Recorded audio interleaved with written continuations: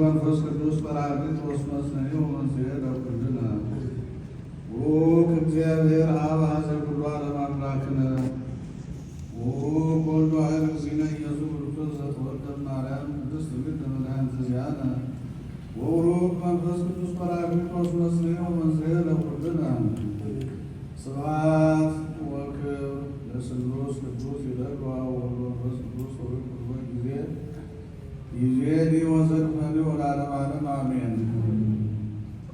አነሳስቶ ያስጀመረን አስጀምሮ ያስፈጽመን አምላካችን ክብር ምስጋና ይግባው።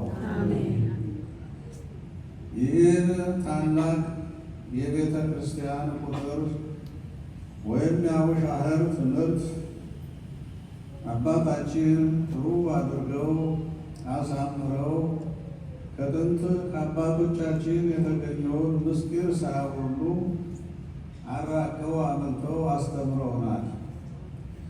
ይህ የቤተ ክርስቲያን ትምህርት ልጆች ሊረከቡት ይገባል። አባት ሲያልፍ ልጅ ነውና፣ ስለዚህ ይህን የመሰለ ረቂቅ ትምህርት ወጣቶች ካሁኑ አባታቸው እያሉ ውረሷቸው።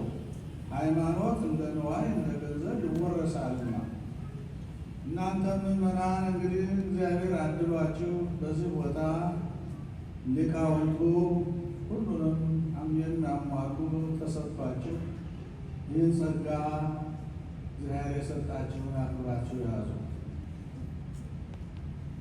ስጦታ የሚታወቀው ሲነሳው ነው።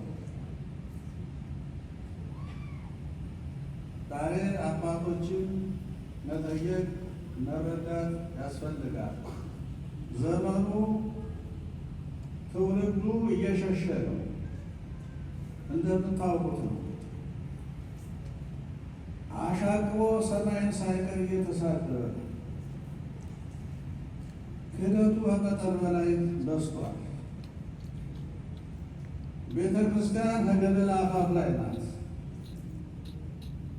ግማሽ አካሏ ፈርሷል። ትንሽ ነው የቀረው። በእንዲህ ያለ ጊዜ ሁላችሁም መዘናጋት የለም፣ አንድነት ያስፈልጋል። ሃይማኖት ከጠፋ በዚህ ዓለም የሰው ዘር አይኖርም። ጠቅላላ የሰው ልጅ አውሬ ይሆናል፣ ይለወጣል። እርስ በእርሱ የሚጠፋፋ ሆኗል። መከላከያ ከሌለ አገር እንዴት ይጠበቃል? ሃይማኖት ከሌለ አጋንንት ይሰነጥላሉ። የሰው ዘር ሊኖር አይችልም። ይህን ተረድታችሁ አውቃችሁ ወገኖች ሃይማኖታችን እንጠብቃት።